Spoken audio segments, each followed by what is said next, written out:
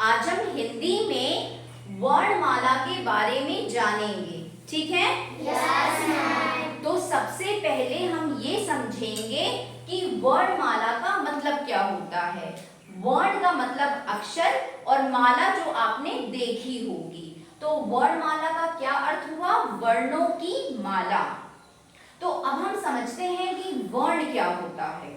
आप देखिए, आप जब भी बोलते हो तो आपके मुंह से कुछ निकलता है, उसको हम क्या बोलते हैं? आवाज या फिर ध्वनि, ठीक है? जब आप बोलोगे, अगर आप देखो इस चीज पे ध्यान दो, जो सबसे छोटी आवाज या सबसे छोटी ध्वनि होगी उसी को हम बोलते हैं वर्ण। और ऐसी आवाज जिसके हम टुकड़े नहीं कर सकते, और इन्हीं छोटी छोटी आवाजों को जोड़कर, ठीक है, हम शब्द या फिर वाक्य बनाते हैं।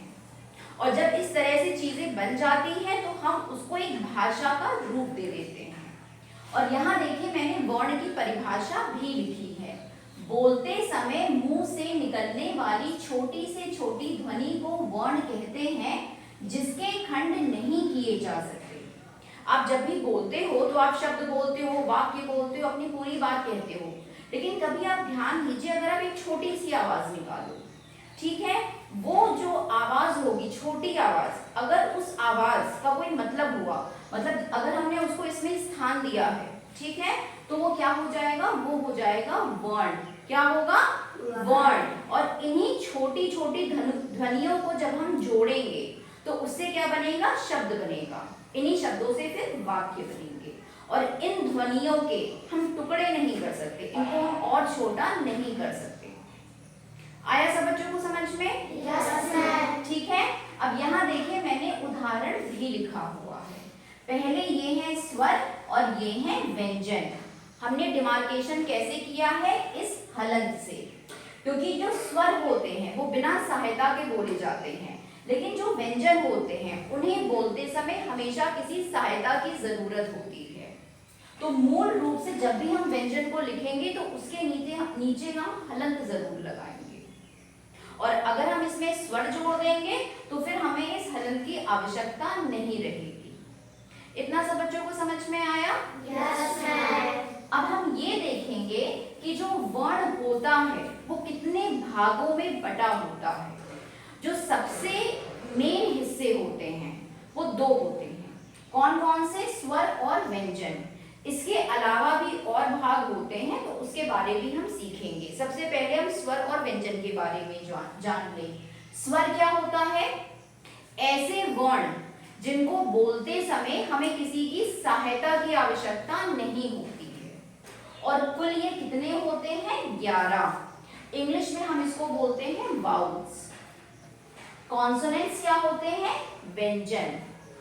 और व्यंजन होते क्या हैं? जिनको बोलते समय हमें किसी स्वर की आवश्यकता पड़ती है। तो देखिए, जब भी हम व्यंजन का मूल रूप लिखेंगे तो नीचे हलंत होगा। जब हम इसमें स्वर जोड़ देंगे, जैसा मैंने आपको बताया था, हलंत हट जाएगा। और कौन सा स्वर जोड़ते हैं? आ। और व्यंजन कुल होते कितने हैं? 33। आया सब बच्चों को समझ में? इसके बाद आपने देखा होगा जो स्वर होते हैं, 11 के बाद अगर आप काउंटिंग करो तो आपको 2 वर्ण ऐसे मिलते हैं, ठीक है, जो स्वर में नहीं आते हैं, अंग और आहा।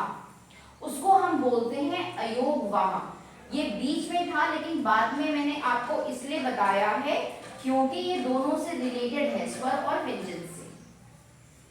अंग और आहा जो होगा उसका स्वर और व्यंजन से कोई योग नहीं है, इसीलिए हम इसको बोलते हैं अयोगवाह, यानी कि आफ्टर साउंड्स। और कौन से ये होंगे? अंग और आहा। सब बच्चों को समझ में आया? अब अगर आप इसकी गिनती करो, 11, 33, कुल कितना हुआ? 44, है ना? 11, 33, 44। और इसमें अगर आप 2 ऐड कर दो तो कितना हुआ? 46। तो अभी तक जब हमने इन टोटल किया तो हमारे पास कुल कितने लेटर्स आए हिंदी के? 46, यानी कितने वर्ण हुए? 46। अब इसके आगे हम देखते हैं। इसके आगे है संयुक्त व्यंजन। संयुक्त व्यंजन मैं आपको पहले से ही पढ़ा चुकी हूँ। छा, त्रा, ज्ञा और श्रा, ये 4 हैं। तो 46 में मैंने 4 जोड़े, कुल कितना हुआ? 50, 50, ठीक है। बाद उच्छिष्ट व्यंजन या द्विगुण व्यंजन। ठीक है, आपने देखे डा और ढा पढ़ा होगा, डा से डमरू, ढा से ढक्कन, लेकिन अगर हम उसी के नीचे ये बिंदी लगा दें तो ये बदल जाता है, इसका उच्चारण भी बदल जाता है, इसका प्रयोग भी बदल जाता है। ठीक है, और इसको हम नाम क्या देते हैं, उच्छिष्ट व्यंजन या फिर द्विगुण व्यंजन। जैसे आपने देखा होगा पेड़, पेड़ के पीछे जो वर्ण लगा होता है, नीचे बिंदी होती है, पढ़ना, है ना। ऐसे आपने कुछ शब्द पढ़े होंगे जिसके नीचे ये दोनों अक्षरों का प्रयोग होता है और नीचे बिंदी होती है, तो इनको हम बोलते हैं उच्छिष्ट व्यंजन या फिर द्विगुण व्यंजन। अब हमने यहाँ पे 50 हुए थे, 46 प्लस 4 50 और प्लस 2 52, तो इन टोटल कितने हो गए वर्ण, 52 यानी कि 52।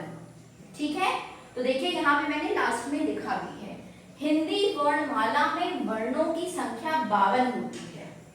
अगर हम ये बोलें कि हिंदी वर्णमाला में 52 अक्षर होते हैं, तो हमें पता होना चाहिए कि वो अक्षर कैसे होते हैं। जैसे इंग्लिश में हमने बोला 26 लेटर्स होते हैं, हिंदी में 52 होते हैं, तो इंग्लिश तो हमें पता होते हैं, लेकिन हिंदी में हम कंफ्यूज हो जाते हैं। तो हमें इसी कंफ्यूजन को दूर करना है कि ये 52 अक्षर होते कौन से हैं।